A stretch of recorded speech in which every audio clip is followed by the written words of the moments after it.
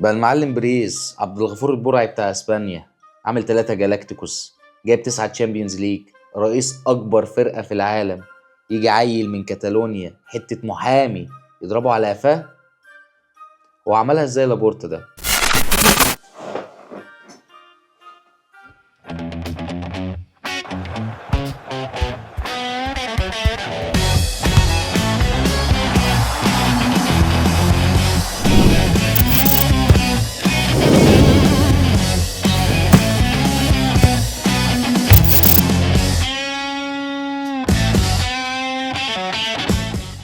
يوم السبت 7 فبراير 2026، قاعد في امان الله، سمعت صوت طرقعة جامد جدا.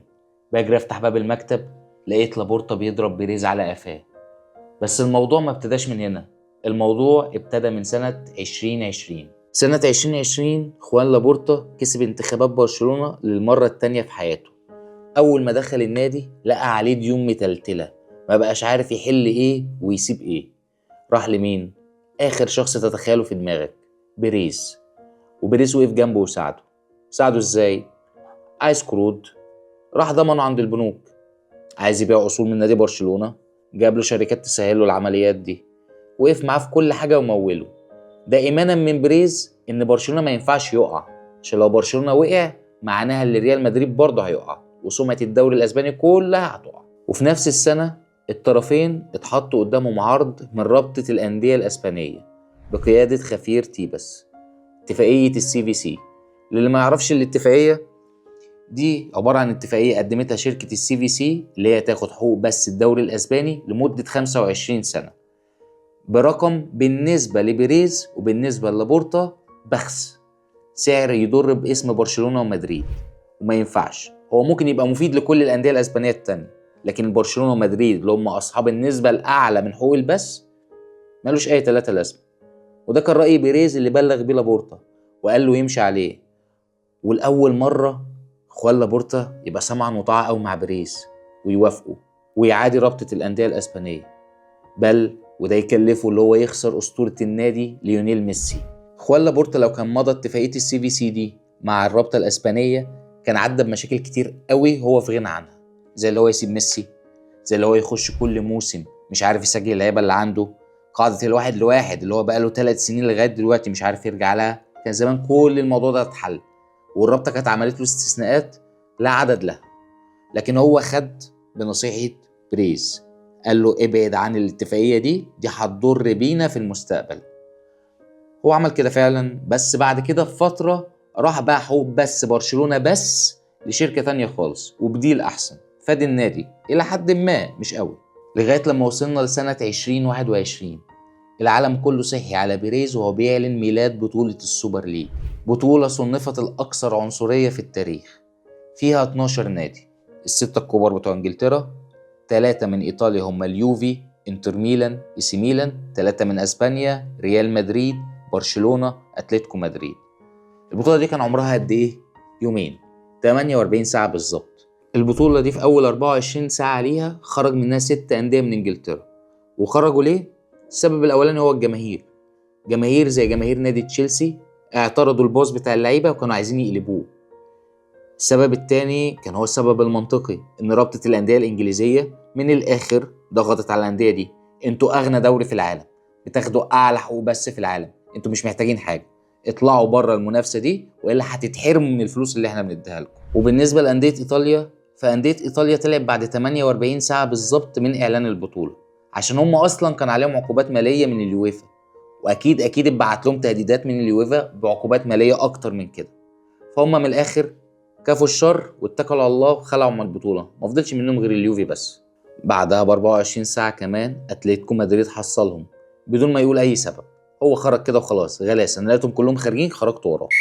بعد كمية الانسحابات اللي حصلت دي، بيريز لقى نفسه اللي هو مضطر يبرر. طلع يبرر قال إيه؟ قال اللي هو عمل البطولة دي أصلا أو الفكرة دي جات له عشان عايز ينقذ بيها الكورة. الكورة بقت مملة، جين زي بالذات مبقاش بيبص على الماتشات، مش عايز يشوف الماتشات، لازم نعمل حاجة سخنة. تخيل انت كل اسبوع تلاقي برشلونة بيلاعب مدريد، مدريد بيلاعب انتر بيلاعب اي سي ميلان، ديربيات وكلاسيكوات في كل حتة. اكيد ده الموضوع ده هيبقى سخن وهيعجب الناس كلها. فاليوفا قال له الله دي جميلة قوي الفكرة دي، هاتها كده اتكل انت على الله من هنا حبيبي. فاضطر بيريز في الوقت ده اللي هو يروح فين؟ المحكمة الرياضية، ويرفع قضية على اليويفا ويحاول يثبت أحقيته وحقية الأندية اللي لسه موجودة معاه، اللي هم اتنين بس دلوقتي، برشلونة واليوفي، إنهم ينشئوا السوبر ليج. وعمل شركة للسوبر ليج. في الفترة دي برشلونة ومدريد كان الجماهير ذات نفسها مستغربة، هي ايه العلاقة الأوفر الحلوة دي؟ الاتنين حلوين قوي مع بعض، لا لابورتا بيقول حاجة على بيريز ولا بيريز بيقول حاجة على لابورتا. ده حتى الفترة دي ظهرت فيها أكبر فضيحة تحكيمية في أسبانيا، فضيحة نيجريرا. قضية نيجريرا أكبر فضيحة تحكيمية في أسبانيا كلها. قضية اتهم فيها برشلونة إنه دفع مبالغ كبيرة جدا غير مبررة لشركة اسمها دازل 95 من الفترة 2001 ل 2018. الشركة دي طلعت في الآخر مملوكة لمين؟ نائب رئيس لجنة الحكام السابق نيجريرا. القضية دي اتشهرت جدا في أسبانيا، كل الأندية الأسبانية هاجت على برشلونة في الوقت ده، إن إزاي بتدفعوا مبالغ زي دي لشركة يملكها نائب رئيس لجنة الحكام. أكيد انتوا استفدتوا. الوحيد اللي سكت في الموضوع ده كله هو ريال مدريد. فلورنتينو بيريز ما طلعش أي بيان رسمي، ما حركش محامي واحد بس يروح يبص على القضية، فضل ساكت جدا، ما قالش أي حاجة خالص، برغم ان جماهير الريال كلها هاجت عليه في الوقت ده. وانا مش هشرح اي حاجة تانية في القضية دي دلوقتي، لان احنا هنعمل لها حلقة تانية لوحدها بعدين. في الوقت ده بيريز كان مشغول بالمحاكم، قاعد بيجري في كل محكمة كل شوية عشان يثبت أحقيته في عمل السوبر ليج. لكن لابورتا كان قاعد فاضي، كان بيخش اجتماعات سرية مع اتنين من أهم رجال الاتحاد الأوروبي، ألكسندر تشافرين وناصر الخليفي، رئيس الاتحاد ذات نفسه ورئيس رابطة الأندية الأوروبية. الاجتماعات دي ما اتعرفتش في وقتها، هي اتعرفت من قريب، وبالظبط ماتش برشلونة وباريس سان جيرمان دوري المجموعات من دوري أبطال أوروبا السنة دي، عن طريق صورة اتلقطت في المقصورة ألكسندر تشافرين، خوان لابورتا، ناصر الخليفي، وهم قاعدين 3 مع بعض بيهزروا بيضحكوا، والله أعلم كانوا بيتفقوا على إيه.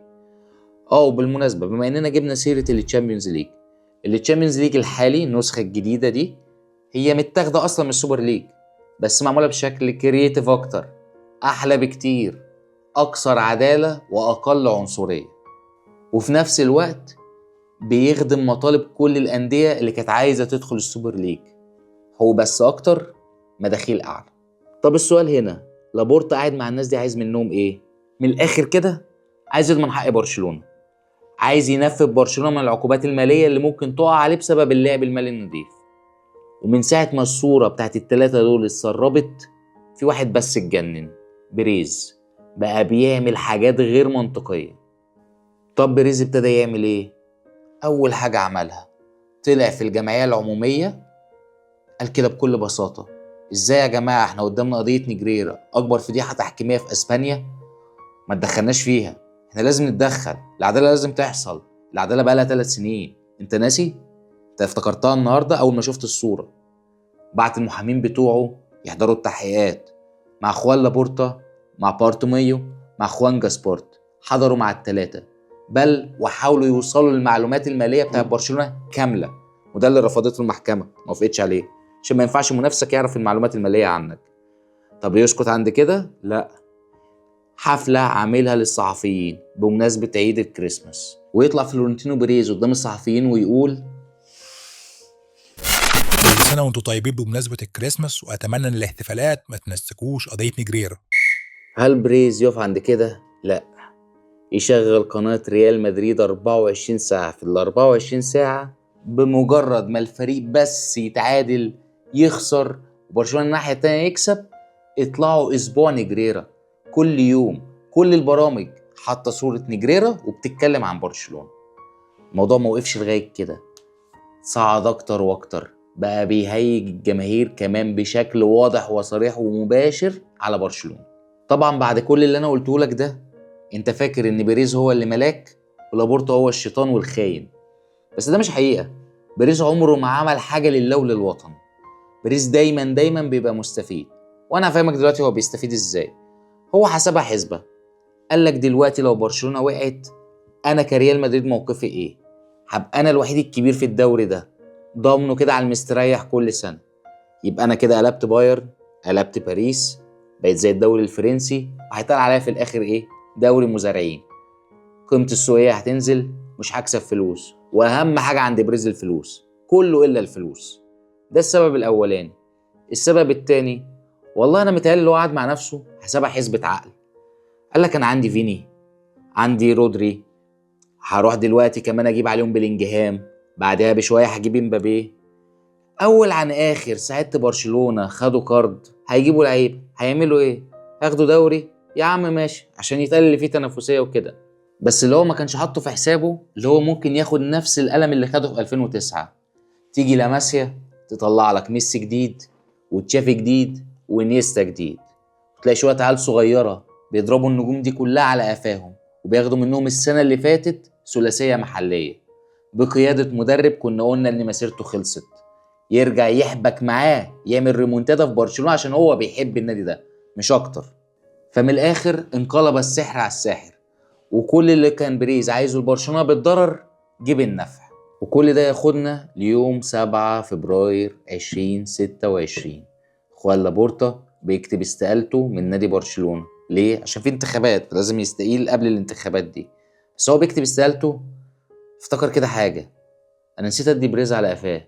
قام مسك تليفونه، كلم بريز، قال له الو بريز، خدت حاجة من الدنيا؟ قال له لا. قال له طب خد. يعلن نادي برشلونة انسحابه رسميا من بطولة السوبر ليج، وذلك بدون دفع أي غرامات مالية نظرا لالتزامه ببند الهدم الذي وضعه خوان لابورتا لضمان خروج برشلونة بسلام. أشكركم بحسن تعاونكم معنا.